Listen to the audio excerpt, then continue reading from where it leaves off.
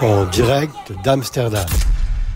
Bonjour et bienvenue sur lesfrançais.press. Mon invité du jour est proviseur de l'International French School d'Amsterdam, Séverine Fougerolles. Bonjour.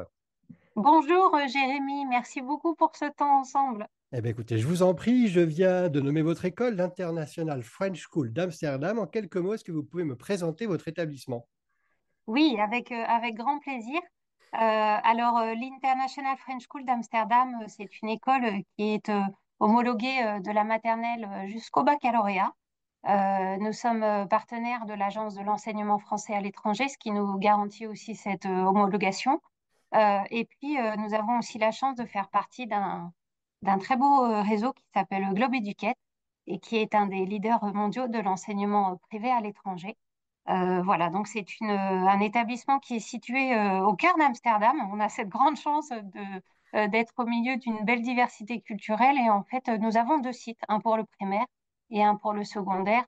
Eh bien, Séverine Fougerolles, votre établissement s'intéresse à la lutte contre le harcèlement scolaire et vous avez développé un projet spécifique. Mais avant de présenter cette initiative, pourquoi avoir choisi cette thématique? Nous sommes en fait déjà au sein de l'équipe et je voudrais surtout mettre en avant aussi le travail de mes collaborateurs qui ont porté ce projet et je vais rapidement les nommer, hein. Laura Malévial qui est responsable du secondaire, Charlotte Robin qui est professeure documentaliste et qui intervient aussi en enseignement, Clivia Gbossa et Agathe Ponce aussi qui est notre infirmière et référente safeguarding. Ça a sa petite importance parce que le safeguarding c'est aussi lié au bien-être des élèves. Voilà, cette thématique, en fait, c'est le mot engagement qui a retenu toute notre attention, puisque c'était les PAM de l'engagement, enfin, une des thématiques retenues. Et parce que, en fait, dans cet établissement, ce qu'on a vu tout de suite, c'est à quel point les élèves, en fait, étaient, on va dire, les porteurs de projets, en fait, à l'initiative des actions qu'on souhaitait engager dans l'établissement. C'est eux qui nous donnent l'impulsion, en fait, c'est eux qui nous donnent le rythme, la dynamique. Et en fait, ce mot-là, il a résonné, il a vibré chez chacun de mes collaborateurs. Et puis, on s'est engagé à notre tour. Voilà. Eh ben, c'est plutôt en phase avec ce qui est sur le site internet, puisque vous dites qu'à l'IFS, vous écrivez qu'à l'IFS, donc l'International French School, ce sont nos élèves qui luttent contre le harcèlement, hein, pour le projet qui s'appelle donc Unir pour agir, ensemble pour grandir. Alors, qu'est-ce qui a été mis en place pour combattre le harcèlement scolaire? Oui, effectivement, l'engagement et le harcèlement, c'est deux mots qu'on peut mettre en miroir parce que tant qu'on n'a pas en fait une prise de conscience et un intérêt, une motivation des élèves à prendre soin de l'autre, c'est difficile en fait de s'engager sur la lutte contre le harcèlement qui est bien entendu un combat qu'il faut mener et sur lequel je crois qu'on ne peut pas se permettre de passer à côté. Ce qui en fait, la lutte contre le harcèlement dans notre établissement, c'est euh, la volonté que les élèves soient en capacité d'identifier des signaux faibles de conflit, parce que le conflit est aussi quelque chose qui permet de construire la relation. On a souvent tendance à nommer le conflit et derrière la situation de harcèlement qui peut suivre, hein, conflit et harcèlement sont aussi assez liés. Le conflit peut être un élément qui construit aussi, qui permet de construire l'identité. L'idée, c'était que nos élèves aient cette capacité à identifier les signaux faibles voilà, de situations compliquées, à y répondre aussi avec leurs propres mots, en étant en capacité de verbaliser la situation et sans forcément faire appel immédiatement à un adulte. On a eu en fait cette idée aussi d'avoir parmi nos élèves des formes de sentinelles, une forme de veille permanente du bien-être d'autrui en fait. Donc on a eu cette vibration forte. Je vais parler de vibration beaucoup parce que quand on rentre dans notre établissement, l'International French School, on sent aussi, et c'est pas moi qui le dis, hein, c'est le passage des uns et des autres, on sent qu'il y a une atmosphère particulière, on sent qu'il y a cette considération à l'autre. Alors, j'ai sans doute perdu le fil de votre question parce que c'est un sujet qui me passionne. Non, non, pas du tout. Ben, c'est tout à fait important de vous écouter par rapport à l'engagement, par rapport au harcèlement. Mais justement, qu'est-ce qui a été mis en place là? Les élèves ont souhaité voilà, participer à cette action. Est-ce qu'au départ, il y a eu une formation avec eux en amont et puis après la mise en place de votre action?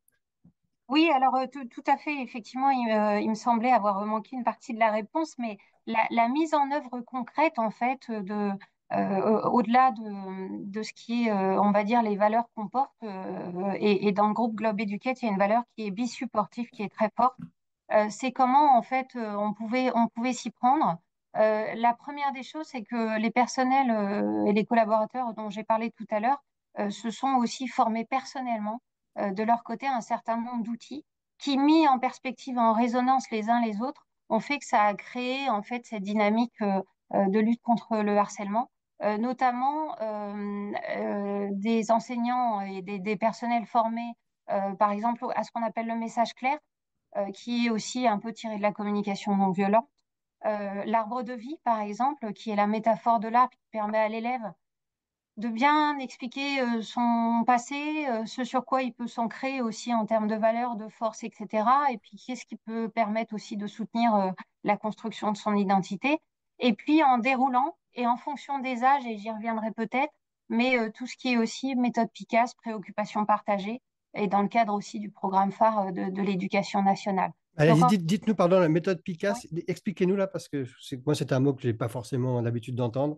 Oui, alors la méthode PICAS, en fait, c'est une méthode qui est basée sur ce qu'on appelle la préoccupation partagée. Et dans le cadre de la lutte contre le harcèlement, en fait, c'est cette conviction on peut approcher, on va dire entre parenthèses, l'agresseur avec une attitude qui n'est pas accusatrice, mais plutôt bienveillante et l'amener à la prise de conscience de la souffrance de la personne qu'il a en face de lui.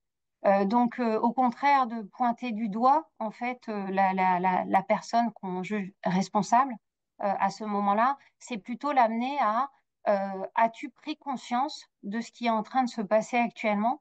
Est-ce que tu es capable de voir ou de décrypter les signaux de la personne en face de toi de ce malaise? Parce que souvent, en fait, il y a cette question de est-ce que je vois ce qui se passe chez l'autre? Est-ce que je vois à quel point c'est douloureux? Et ça amène à de très bons résultats. C'est pour ça qu'on appelle ça la préoccupation partagée.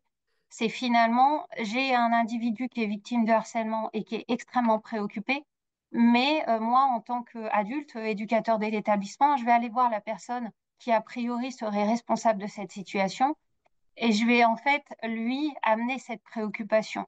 Est-ce que tu peux te préoccuper de la personne en face de toi? Est-ce que tu as vu ce qui est en train de se passer? Qu'est-ce que tu en penses, etc. Plutôt que punir, sanctionner, pointer du doigt et je dirais amenuiser aussi un peu la personne en quelque sorte. Donc là, on est Et vraiment ça, chez les dans le enfants, dialogue. ça Ouais. donne... Pardon, excusez-moi. Non, non, Chez les enfants, ça donne de très très bons résultats et en fait, on commence très jeune aussi. à partir de quel âge, voilà, justement, vous avez parlé qu'en fonction des âges, il y avait peut-être une approche différente, spécifique. Oui, et c'est ce qui, je pense, fait l'efficacité aussi de la démarche. C'est que on commence dès la maternelle à travailler sur les limites. Comment, quand je suis petit, est-ce que je peux dire non? Comment je peux nommer ce que je suis en train de vivre à ce moment-là? En fait, être en capacité de verbaliser et d'exprimer une émotion, c'est aussi être en capacité de gérer la frustration. La frustration, elle vient du fait qu'on ne sait pas exprimer aussi, on ne sait pas mettre des mots et on ne sait pas forcément identifier aussi. C'est compliqué, même en tant qu'adulte, hein. On voit bien à quel point ça peut être difficile aussi dans le monde du travail, d'être dans des situations aussi où à quel moment on va poser aussi sur les choses. Donc on commence par ça en maternelle, et puis au fur et à mesure, sur l'élémentaire, on va travailler sur le message clair. Donc voilà, exprimer une situation factuellement, le ressenti derrière, et ce qu'on aimerait voir faire pour que la situation s'améliore. Et puis après, l'arbre de vie. Et ensuite, on reprend ça au collège avec la méthode Picasse. Donc, il y a vraiment, c'est dans l'ADN Ouais. maintenant, en fait, de l'établissement et c'est dans l'ADN de l'International French School. C'est pour ça qu'on parlait de palme de l'engagement, c'est qu'on voulait dire, voilà ce qu'on sent en fait actuellement et voilà avec quoi les élèves grandissent dans l'établissement. Alors, les élèves grandissent, vous avez aussi mentionné les adultes. Est-ce que les parents d'élèves sont aussi impliqués dans ce dispositif? Alors, au sens où ils ne sont pas partie prenante dans les ateliers et les sessions, mais par contre impliqués au sens où ce sont vraiment les valeurs qu'on porte. Et dans notre dynamique pédagogique, dans nos actions au quotidien, dans nos interactions, y compris sur l'heure du déjeuner, etc., ou les activités extrascolaires, on a vraiment à cœur de faire en sorte que l'ensemble des personnels des établissements et les relations avec les parents soient basées sur le même principe, de l'attention à l'autre, etc., mais pas sur les ateliers spécifiquement en revanche. Vous avez mentionné les palmes de l'EFE, donc c'était les palmes qui récompensaient les établissements français à l'étranger avec diverses catégories. Donc vous aviez concouru pour la palme de l'engagement, mais au-delà de cette vitrine, votre action, elle pourrait sans doute être mise en place dans d'autres établissements, qui est aussi un peu le but des palmes, c'est de pouvoir avoir des échanges de bonnes pratiques. Alors, est-ce qu'aujourd'hui, vous seriez d'accord pour aider voilà, des établissements qui viendraient frapper à votre porte en disant, on voudrait avoir le même modèle chez eux. Et si ils entament cette démarche, qu'est-ce que vous pourriez leur conseiller comme première action? Alors, d'abord, merci effectivement de rementionner ces palmes de l'enseignement français à l'étranger parce que, bon, on adresse tous nos remerciements aussi à Madame les sénatrices Samantha Casbonne parce que cette initiative, elle nous a permis aussi de nous poser sur ce qu'on était en train de faire. Et quand je dis poser, c'est vraiment faire une pause PAUSE pour être en capacité d'exprimer ce qu'on faisait, de valoriser aussi le travail des équipes. Donc vraiment, nos sincères remerciements. Et puis, c'était très intéressant aussi de voir les projets des autres écoles. Euh, Notre système n'est pas parfait.